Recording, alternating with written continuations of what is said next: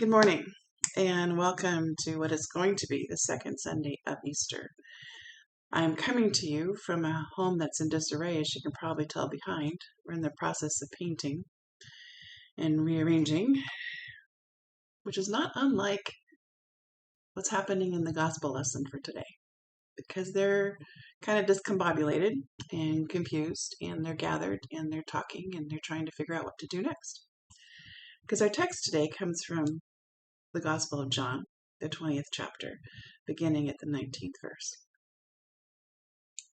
When it was evening on that day, the first day of the week, and the doors of the house where the disciples had met were locked for fear of the Jews, Jesus came and stood among them and said, "Peace be with you."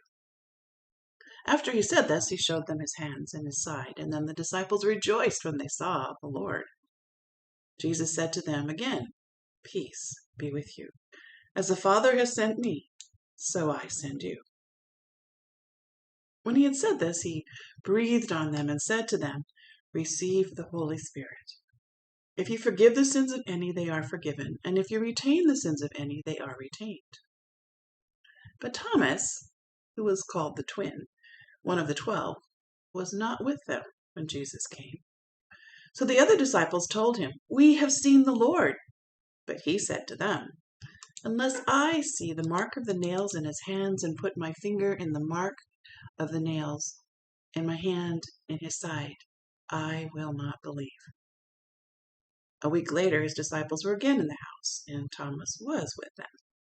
And although the doors were shut, Jesus came and stood among them and said, "Peace be with you." Then he said to Thomas, "Put your finger here and see my hands. Reach out your hand and put it in my side. Do not doubt, but believe." Thomas answered him, "My Lord and my God." Jesus said to him, "Have you believed because you have seen me? Blessed are those who have not seen and yet have come to believe." Now Jesus did many other signs in the presence of his disciples, which are not written in this book, but these are written so that you may come to believe that Jesus is the Messiah, the Son of God, and that through believing you may have life in his name. The Gospel of the Lord. Grace, mercy, and peace be to those of you who are listening to this. May we hear the word and assimilate it into our lives. I began working on this sermon prior to Easter because I wasn't sure where I'd be living in my home or have access to all my resources, which I don't. The interior is getting a makeover after living here for nearly 19 years, and I can no longer hold a paintbrush, so I've hired someone to come and do it all. And let me just pause and put in a plug for Orlando's Painting and More. Oh my goodness, those guys are so professional, so conscientious, so clean, and so precise in their work. And the price, I thought it was going to be doubled. It's beyond measure. So kudos to Orlando and end of commercial for him. But ironically, this is kind of an appropriate time to do this project because Easter brings newness and freshness as well as the advent of spring. You can't see it, but I got all these plants growing behind me. So what you hear today will be relevant to one's life and maybe not quite so relevant to what all the tragedies and traverse things that are happening in the world around us, because I don't know when you're going to be hearing this. Now, I don't know if any of you go to the YMCA. You're eligible, especially those of us who are seniors. Most of our insurances cover our membership, which is kind of a good deal. I'm on the board, and it's been around since the inception of Longview. So although it started in a dismal house structure way down on Oregon Way in 1923, my goal since I've retired is to try to work out at least 5 days a week. And they've got a whole lot of classes that I attend, either at 8:45 or 10:15. But parking has become an issue, which is not a big issue. It just means you have to walk farther to get into the Y. It's almost a joke. Many of us in the early morning class have to park in the back 40. And it's a good problem to have, as membership is what sustains us. And Lord knows, with the rise of the minimum wage, our bottom line is barely black. So we are happy to have as many people as we have and parking to be a problem. But that being said, I was reminded of a story about a church that had a parking problem, and especially on Christmas and Easter. And they had diligent parking committee. They were in a downtown situation with a church, and they decided to facilitate with these wonderful people how to maneuver all the cars in between the services that they had. So as cars arrived and egressed in the street and they brought them into their small parking lot, they were literally flagging them down. There was a young attendant who noticed a solo senior woman turning into the street and was so delighted because this person had just pulled out and it was right in front of the sanctuary. And he was so excited. So he was like an airplane guy directing her into this parking space. And he went over to wish her a happy Easter. And she rolled down the window and said, "Excuse me, but I don't go to this church. I go to the Baptist one 6 blocks down the way. And I've been doing it for 60 years. Well, have you ever felt like that? Like you got guided and maneuvered and parked someplace that you just weren't sure you really wanted to be? Maybe you feel you have been parked in a location, or parked in a job, or parked in an idea that hasn't taken you where you really thought you really wanted to go or needed to go. Truth is, a lot of us have been taught notions and beliefs and then parked our minds there, if you will, when maybe we ought to keep going and keep searching. For example, haven't most of us parked our minds already around this passage that I just read about Thomas? No? He's been referred to as Doubting Thomas since my Sunday school days. And oh my goodness, heaven forbid that we should be a Doubting Thomas.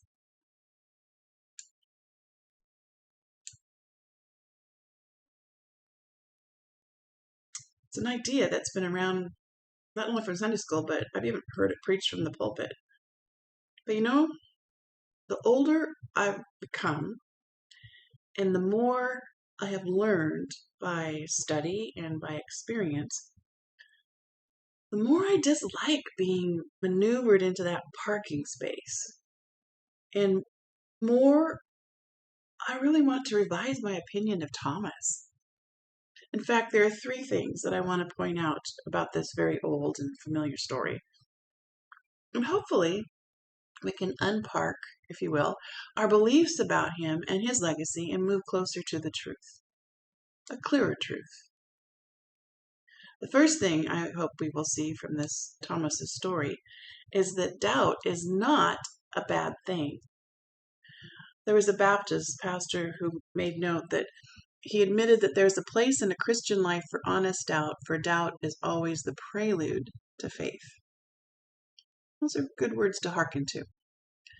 And if you review the lives of all the great prophets and the saints, from Jeremiah to Mother Teresa, and if you've seen the movie Cabrini that's in the theaters right now, there is evidence of those wonderful people having doubt.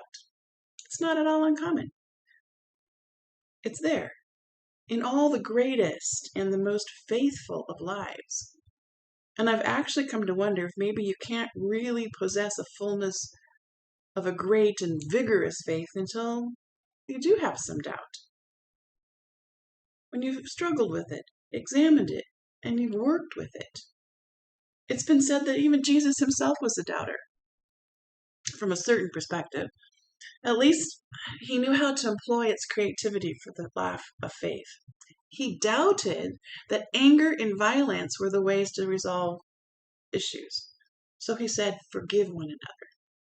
He doubted that the long prayers and the rigid dietary laws and the cleanliness codes of his religious tradition were essential to faith. So he talked and practiced an honest and a simple and trusting faith. He doubted that Samaritans were of less inherent worth than others. And so he told the parable about the Good Samaritan and about the neglectful priest. So yes, maybe the capacity to doubt is the prelude to establishing a real vital and meaningful faith commitment. Have you had the privilege of struggling with a few faith-shaping doubts of your own? I kind of hope so. I think most of us have. And so we ought to have some kind of sympathy and respect for Thomas. This story of Thomas is found only in the Gospel of John. And as I looked into that and I studied that, I think it's there by itself for a really good reason.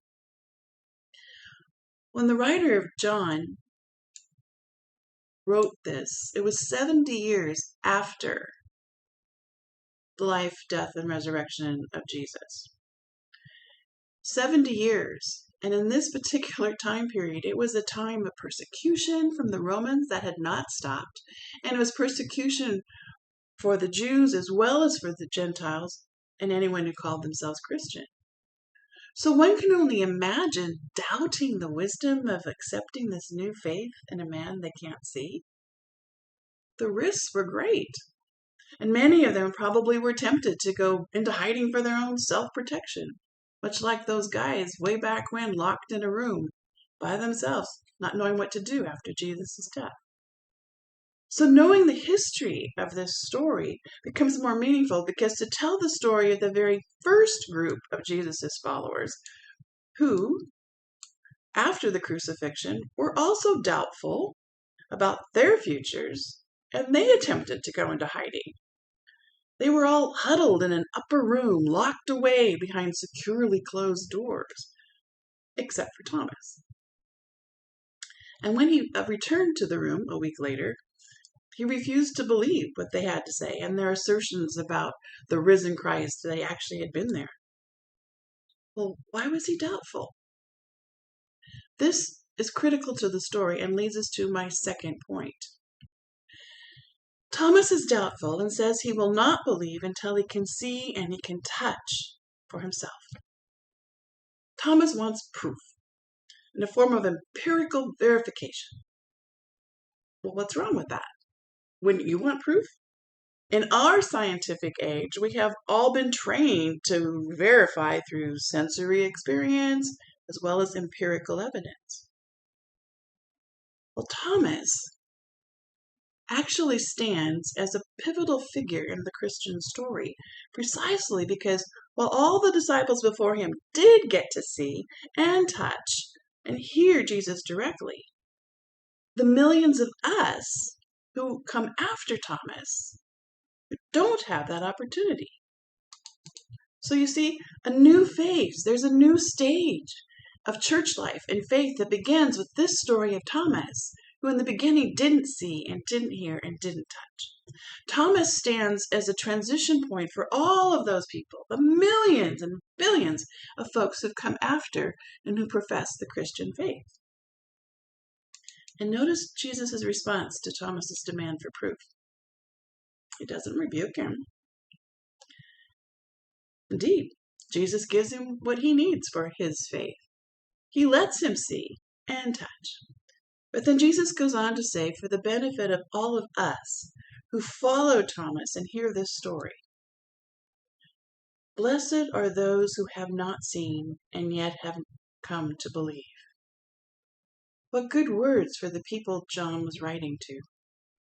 That line is intended for us, of course, because we can't see. We can't verify.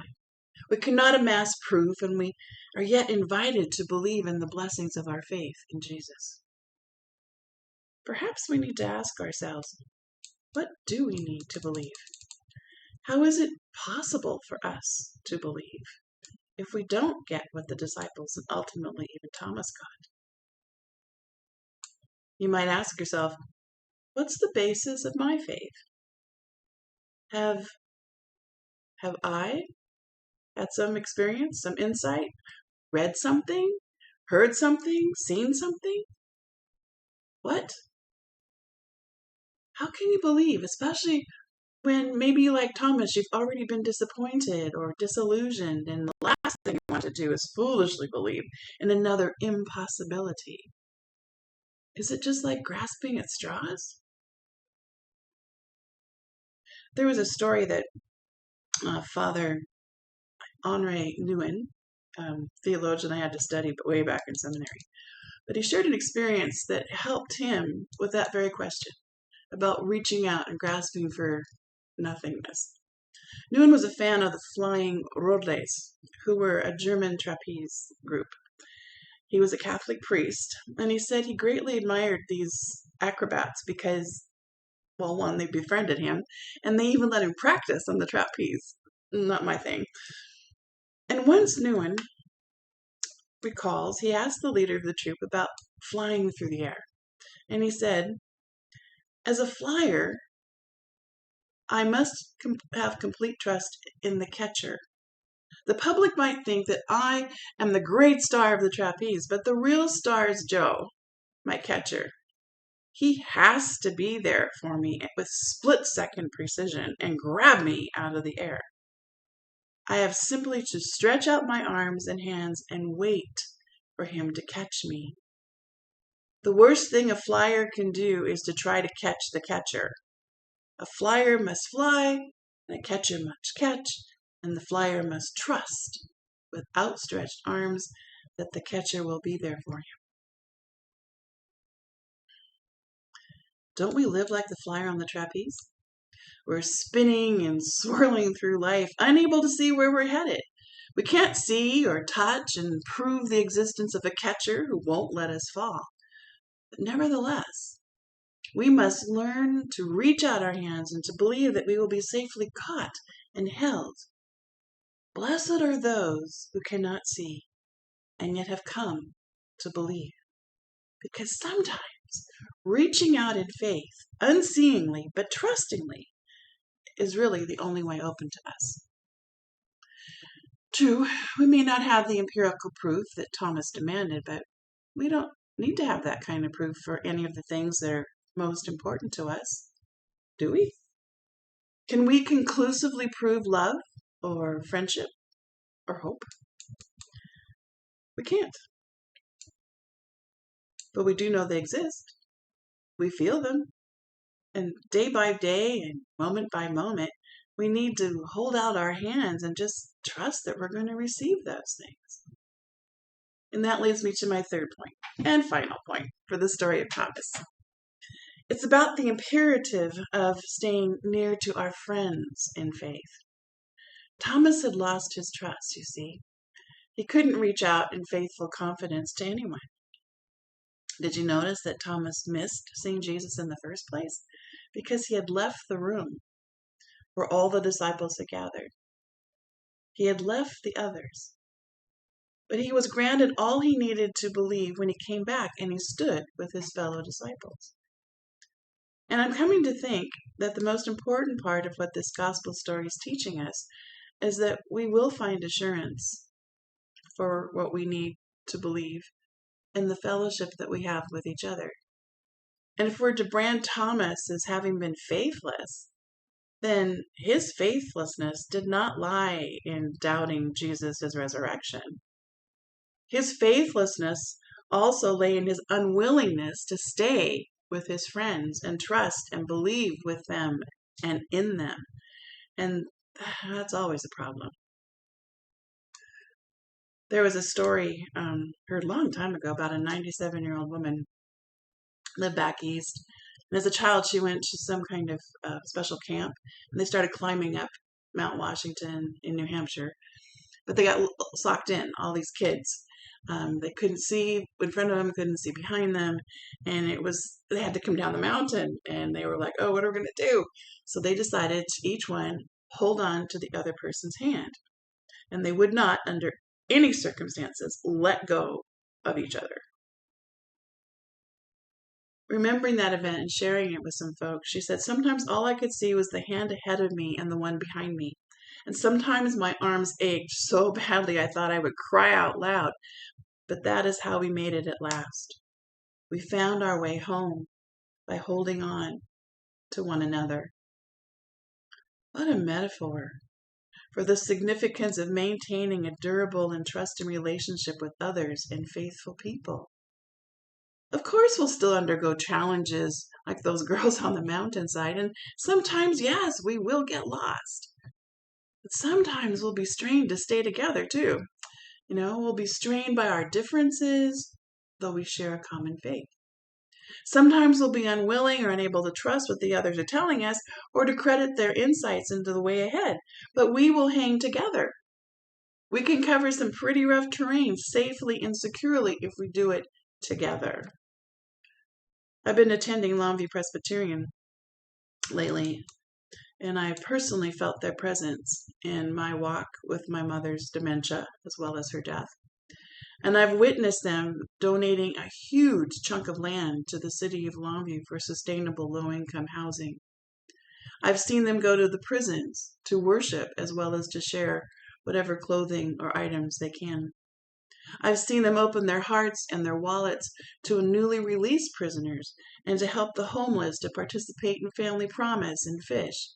And even though I'm not an official member of this congregation, they asked me if it's okay if they gave me a shepherd. I had to stop and okay.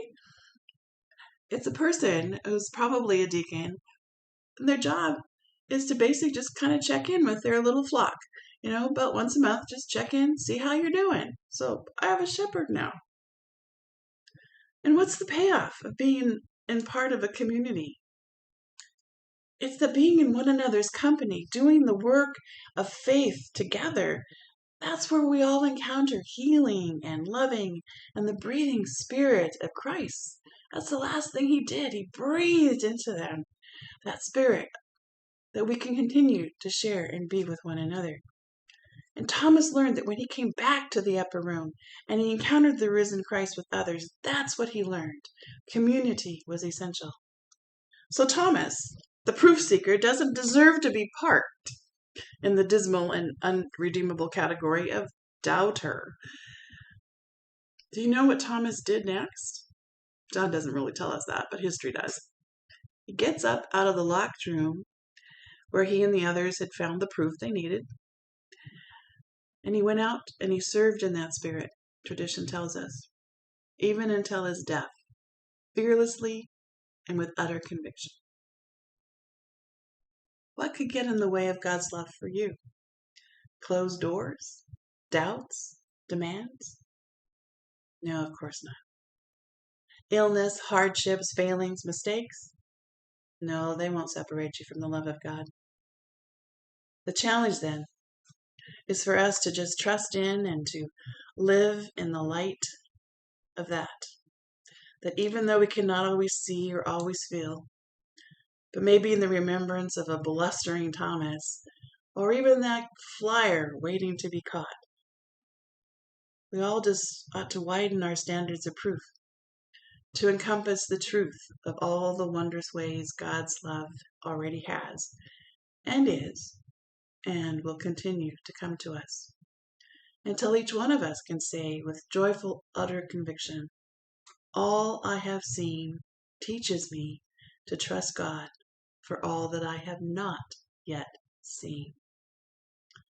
Let's not get ourselves steered into any other smaller conclusion. Let's not settle for parking our minds and our beliefs somewhere else than in the assurance of God's eternal and unconquerable love for us. Thank you for listening. May God richly bless your life this day and always. Amen.